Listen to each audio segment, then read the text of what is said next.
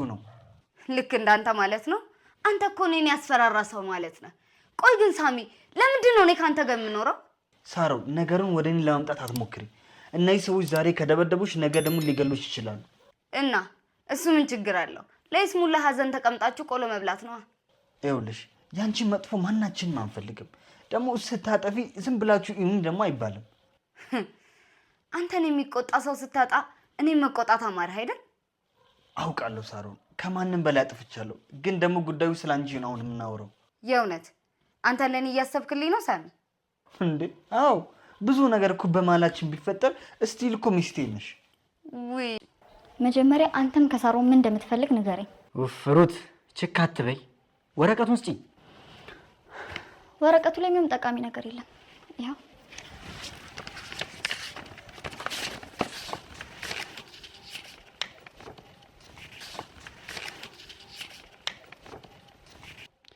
አላምንሽም ቀይራሽ ነው አይደል ለምን ብዬ ቆይ ደግሞ ለምን እንደዛ አሰብክ ይሄ ማለት እዚህ ቤት የሆነ ነገር ፈልገህ ነው የመጣኸው ማለት ነው ባክሽ አትቀባጥሪ እኔ ምን ልፈልግ እችላለሁ እሱን እኮ ነው እኔ የምጠይቅህ ወንድምሽ እኔን አይቶ ልግደለው አለ ማለቱ ግን ገርሞኛል አሁን ላይ እንደያኔው ህፃን አይደለም እኮ አድጓል ነገሮችን መቆጣጠር ይችላል ቢችል ነው የሚሽ ሳሮን ስታወራ ሰምቻለሁ ቆይ ስለ ነገሩ አብራርተህ ልነግረኝ ትችላለህ የምን ህፃን ልጅ የሀገራችን ነገር ታውቀው የለ አንዱ አምጥታ በር ላይ ጥላት ሄደች እና ታዲያ የማን እንደሆነች ታወቀ እንግዲህ እስካሁን ምንም ነገር አልታወቀም ግን እማዬ ህፃን ልጅ ትወዳለች አይደል በጣም እማዬ ከአንዳችን እንኳን የልጅ ልጅ ማየት ብትፈልግም ግን አንዳችን እንኳን አላሳካንላትም በጣም የሚገርም ነው እንደዚህ አይነት ነገር ከሰማው በጣም ቆየው አሁንም አለ ማለት ነው እኔም እንደዚህ አይነት ነገር ከሰማው ቆየው ደና ቆሞ ነበር ደግሞ እንደ አዲስ ተነሳ ማለት ነው ቆይ ህፃኗ ገና የተወለደች ናት ወይስ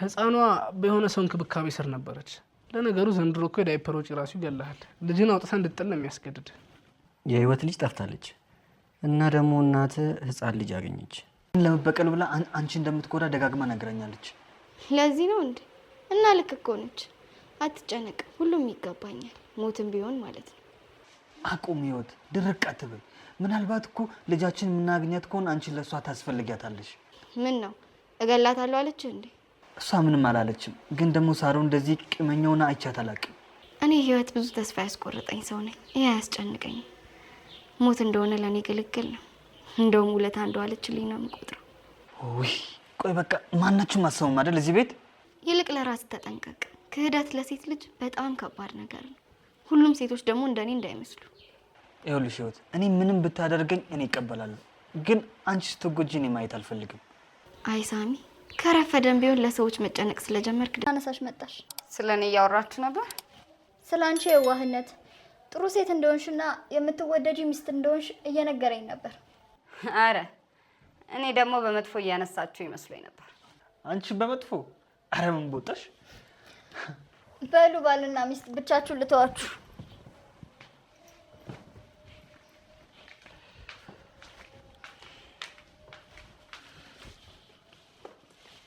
ጭራሽ ከእቴ ጋር ሆነህ እኔን ማማት ጀመርክ እኔ እዚህ ጋር ቡና አይታየኝም አንቺ ታይሻል እንዴ ምን ማለት ነው ሀሜት ያለ ቡና እኮ ምንም ነው ብዬ ነው ኤኒዌይስ እኔም ልወጣ ነው ቻው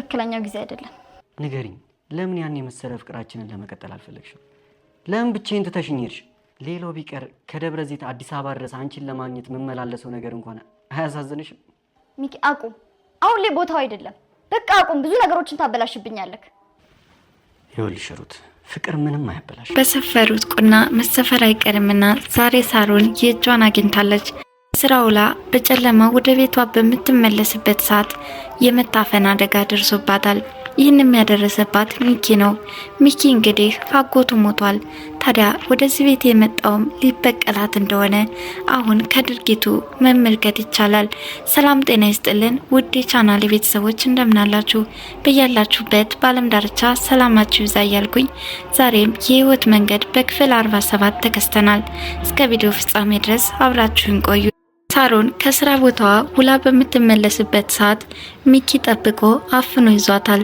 ታዲያ መሬት ላይ በመጣል መረጃውን ከቦርሳው አውጥቶ ይወስደዋል። ይህንን በንቃት ስትከታተል የነበረችው ሩትም በማስፈራራት መረጃውን እንድትቀበለው ታደርጋለች። ሚኪ መረጃውን ይዞ እየሄደ ባለበት ሰዓት ሩት የላከችው እንደሆነ ገብቶታል። ለምንድነው በመንገድ የምትገቢው ሩት ግን እያለ ነበረ ሚኪ። ሳሮንም ከወደቀችበት እንደምንም ተንገዳግዳ ወደ ቤት ትመጣለች። እያነከሰች ነበረ። እንዲሁኝ እያያችሁኝ ለምንድነው ዝም የምትሉኝ እያለች ነው። ዳዊትም አሁንም እያስመሰልሽ ይሆናል በማለት ይነግራታል። ሳሮንም እያነከሰች ወደ ውስጥ ትገባለች። እያነከሽ እኮ ነው ታውቆሻል ግን ይላታል ዳዊት። ይህም ፌክ ይሆናል። እሺ በቃ ልደግፍሽ አለች። ህይወትም ከተቀመጠችበት ተነስታ አይ ከእናንተ ምንም አይነት እርዳታ አያስፈልገኝም ምክንያቱም እናንተ ስለማታምኑኝ አለች። ሳሚም ማነው እንደዛ አይነት ጉዳት ያደረሰብሽ እያለ እየጠየቃት ነው።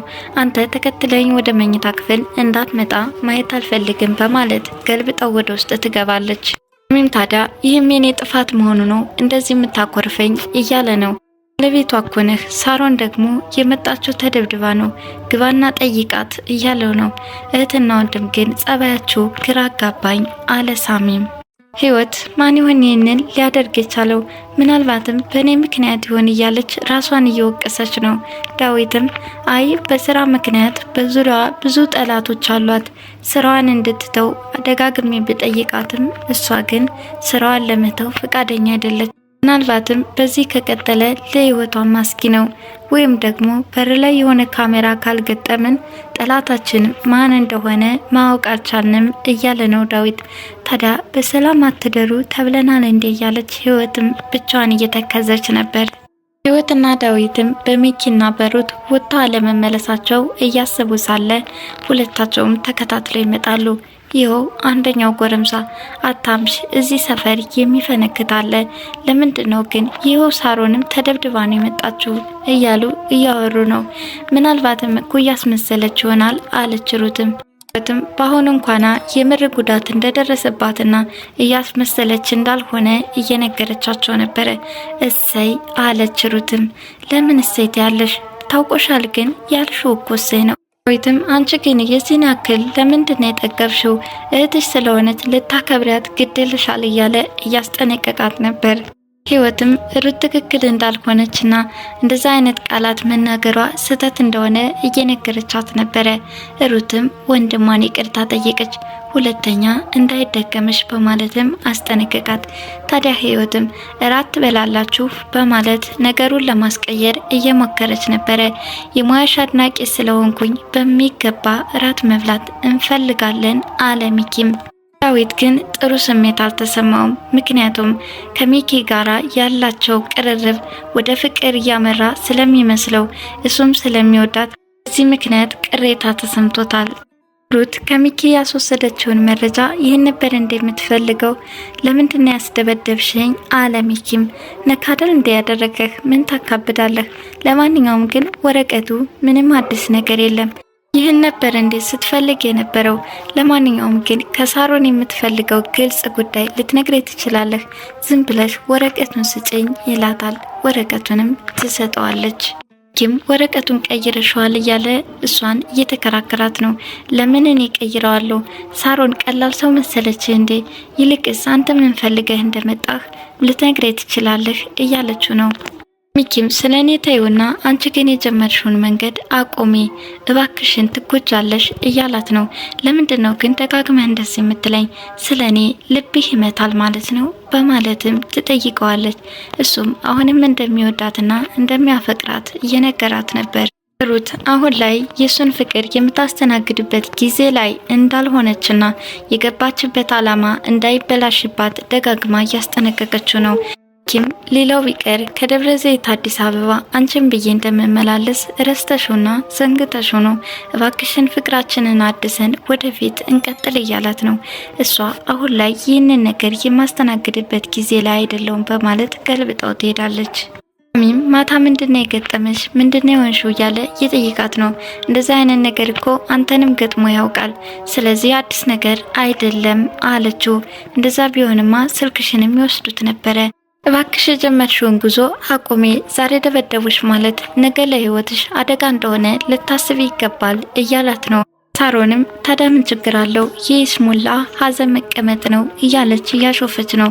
አንተም ባልብዬ መኖሬ እጅግ በጣም ያበሳጫል።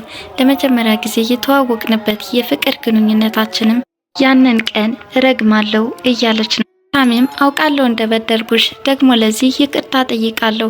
ህይወት ምንም የምታውቀው ነገር የለም። እኔና አንቺም ባለትዳር መሆናችን አታውቅም። እባክሽ እሷን ስታሰቃያት ማየት አልፈልግም እያለ ነው። እኔም ከምንም በላይ የሚያበሳጨኝ ለእሷ ጠበቃ የምትቆምላት ነገር ነው።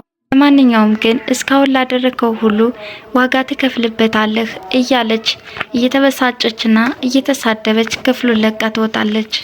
ዳዊት ከእናታቸው በር ህፃን ልጅ ተጥላ እንደተገኘችና ተጨማሪ እህት ስላገኘ ደስ እያለው እየነገራቸው ነበር ለነ ሚኪ። ታዲያ በዚህ ዘመንም የሚጥል አለ እንዴ እያሉ እየተነጋገሩ ነው።